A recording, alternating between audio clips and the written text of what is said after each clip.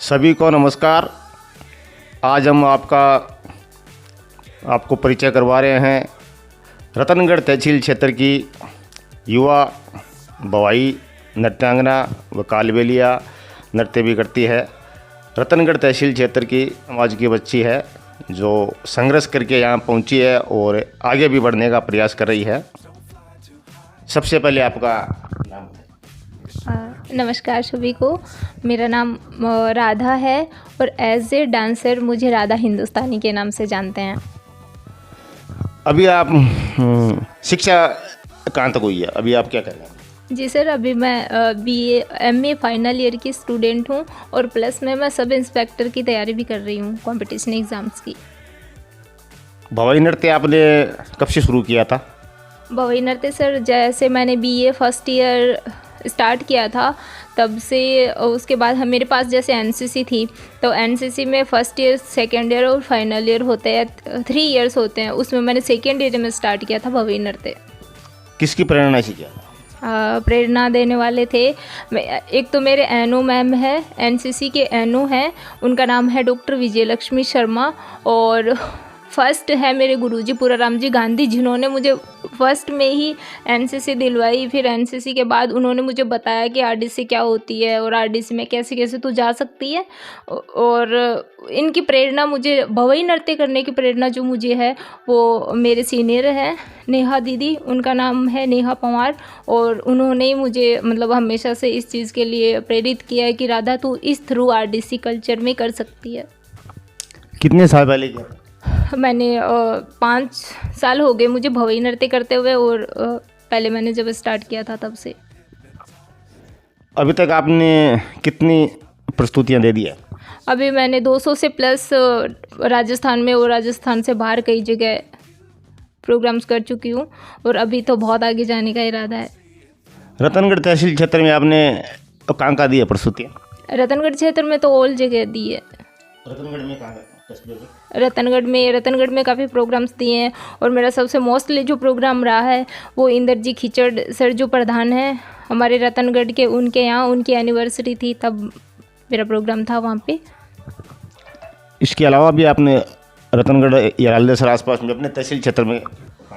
राजलदेसर में काफ़ी बार प्रोग्राम दिए हैं, जैसे गौशाला के और जो गलिया है पास में उधर भी दिए है। और मेरे को बाकी गाँव का नाम थोड़ा सा मालूम नहीं है सर।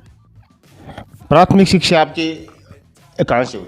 मेरी प्रारंभिक शिक्षा जो सर है वो बिना देसर से स्टार्ट हुई थी। 5 क्लास तक मैं बिना देसरी थी। उसके बाद जैसे मेरे पूराराम जी गुरुजी हैं मेरे, वो मिले मुझे और उन्होंने मेरा एडमिशन लाचर सर माध्यमिक स्कूल है गर्ल्स, उसमें करवाया। और मेरा जो प्रोसेस थी डांसिंग की, सिंगिंग की, वो उधर से स्टार्ट हुई थी। परिवार में कितने सदस्य हैं? परिवार में मेरे पूरी फैमिली मेम्बर्स, मेरे पापा हैं, मम्मी है, 2 मेरे भाई हैं और 2 हम बहनें हैं। पिताजी क्या काम करते हैं? पापा फार्मिंग का काम करते हैं और कुछ खास नहीं। जन्म स्थान आपका तोलियासर है श्री डूंगरगढ़ तहसील में, तो बिनादेसर में यहाँ कैसे रहते हैं? बिनादेसर में सर ऐसा है कि मेरे पापा जो हैं वो हमें हमारी स्टडी के और हमें पढ़ाने के फेवर में नहीं है। वो हमेशा से ही नहीं चाहते थे कि हम पढ़ाई करें और ये सब करें। मेरे पापा तो अभी भी मेरे डांसिंग के ख़िलाफ़ है, वो चाहते हैं कि मैं डांस ना करूं। और मेरे पापा का ये मानना था कि लड़कियों को पढ़ना नहीं चाहिए, लड़कियां सिर्फ जो होती है वो मतलब शादी करके और ये ससुराल वगैरह जाने के लिए ही होती है, लड़कियां पढ़ के क्या करेगी, उनकी थिंकिंग आज भी यही है। तो मेरे पापा ने मम्मी को बोल दिया कि अगर तुझे पढ़ाना है तो फिर मैं तो साथ नहीं रहूँगा तेरे, लड़कों को अगर पढ़ाना है तो तू निकल जा मेरे घर से। तो मेरे मम्मी, फिर मेरे मामा जी जो है और मेरे नाना जी रोगाराम जी जो है, मेरी मम्मी हमेशा से ननिहाल में ही रही है। और हमें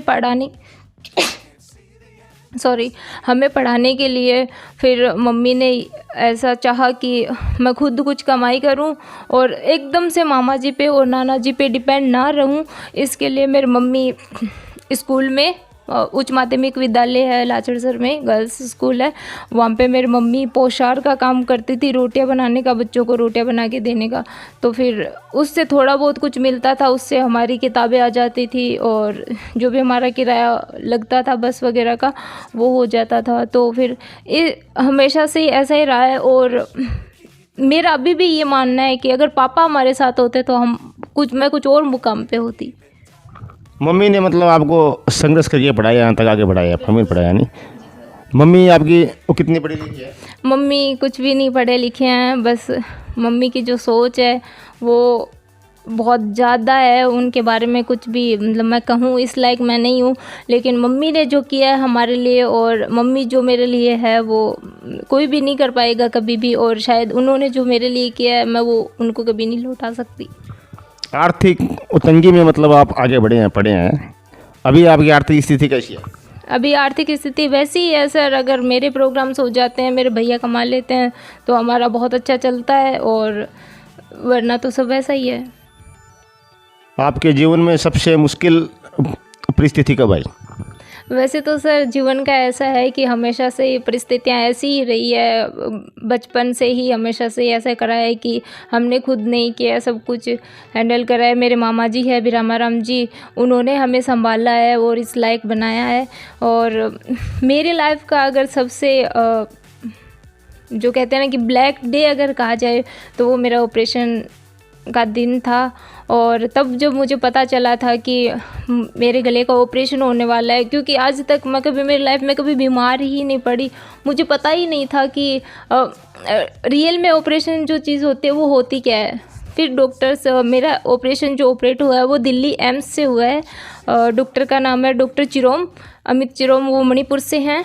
उन्होंने मेरा ऑपरेशन किया था और वो भी इमीडिएटली मेरा ऑपरेशन किया था, क्योंकि डॉक्टर ने यहाँ पे सबने बोल दिया था कि अगर जल्दी से जल्दी आप थायराइड का ऑपरेशन नहीं करते हो तो आपके थायराइड बॉडी में बिल्कुल भी बन नहीं रहा है और कुछ भी हो सकता है। अभी तुम स्वस्थ हो?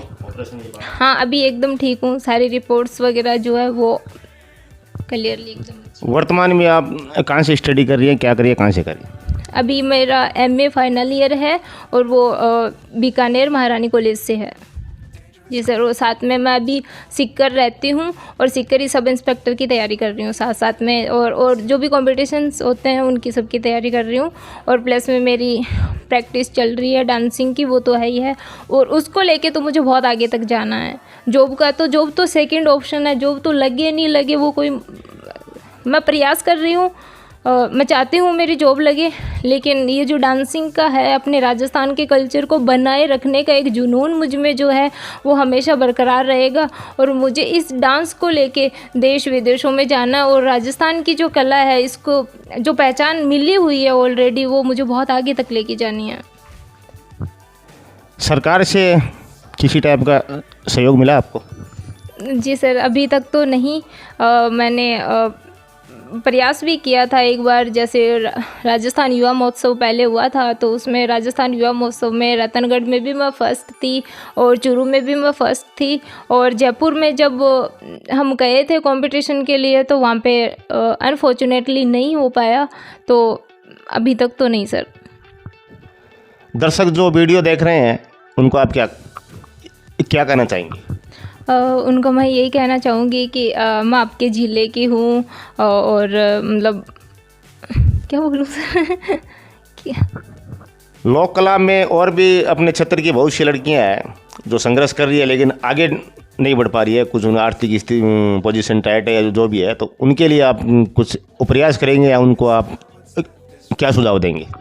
मैं यही कहना चाहूँगी कि सर जो गर्ल्स हैं वो उनका थोड़ा सा ये रहता है कि अगर हम बाहर जाएंगे, हम कला दिखाएंगे तो फिर हमें समाज क्या कहेगा। और है भी, आज अगर कोई लड़की आगे बढ़ना चाहती है सर, पहला कदम वो उठाते हैं तो मतलब 4 लोग जो है वो यही कहते हैं कि इसने ये कर दिया, इसने वो कर दिया, इसने ऐसा क्यों किया। अगर कोई लड़की बाहर जाना चाहे, अगर पढ़ाई के क्षेत्र में देख लो, चाहे कला के किसी भी क्षेत्र में देख लो सर, आप लोग यही कहेंगे कि ये नहीं कर सकती, और अगर ये कर रही है तो क्यों कर रही है, क्योंकि लड़की का तो इतना ही काम है कि वो चूल्हा चौकी का काम करे, घर संभाले, बस इतना ही काम है। तो हमें ना इस थिंकिंग के साथ नहीं जीना है, क्योंकि अब टाइम बदल रहा है, जो पहले औरत जो थी वो औरत अब नहीं रही। और जो इतने बड़े बड़े मुकामों पे पहुंच रही है। और अगर आप में कला है और आप उसको आगे तक लेके जाना चाहते हो तो आप निरंतर प्रयास करते रहना चाहिए। अगर आप प्रयास करोगे तो कहीं ना कहीं से आपको मदद मिल जाएगी। रही बात आर्थिक स्थिति की सर, तो मेरी भी आर्थिक स्थिति मैंने आपको बताया कि क्या था हमारे पास क्या नहीं था। तो जैसे हमें कोई सहयोग करने वाला मिल जाए, जैसे मेरे गुरुजी है पुराराम जी गांधी, और मैं आज उनकी वजह से ही सब कुछ हूँ। तो उन्होंने मुझे मेरे से ज़्यादा मेरे अंदर जो कला है उसको पहचाना उन्होंने, और वो उस चीज़ को आगे लेके आए। मुझे खुद यकीन दिलाया कि राधा तेरे में जो कला है वो वाकई में तो उसको आगे लेके जा सकती है और इसमें तू बहुत अच्छा कर सकती है। तो अगर आपके पास ऐसा कोई साथ देने वाला है, तुम्हारा गुरु है ऐसे, तो तुम्हें मतलब बहुत आगे तक जाना चाहिए इस चीज़ को लेके, और प्रयास करना ही चाहिए, क्योंकि ये जो चीज़ें हैं बहुत कम लोगों में मिलती है। और अगर आप में है तो आप बेशक इस चीज़ को आगे लेके जाएं और प्रयास करें। परफॉर्मेंस के लिए आपको कभी उपखंड स्तर, जिला स्तर या राज्य स्तर पर सम्मानित किया गया सरकारी ओर से? जी बिल्कुल सर, अपने तत्कालीन जो जिला कलेक्टर थे सिद्धार्थ सिहाग चूरू से, उन्होंने मुझे 15 अगस्त पे सम्मानित किया था खुद बुला के, और मैं उनका बहुत बहुत आभार व्यक्त करती हूँ, क्योंकि उन्होंने मुझे इस काबिल समझा और उन्होंने मुझे सम्मानित किया, क्योंकि ये अचीवमेंट जो है वो मेरे लिए अपने आप में वो बहुत बड़ी चीज़ है। सभी क्षेत्रवासियों से निवेदन है कि अभी भी होली के कार्यक्रम चल रहे हैं, आगे भी लोग कार्यक्रम होते रहते हैं।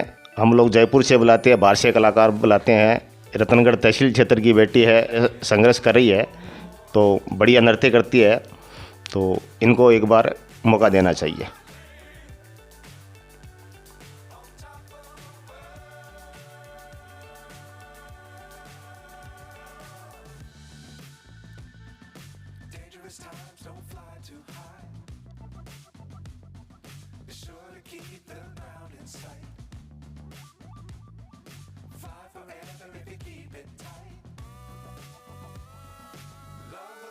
Keep the sky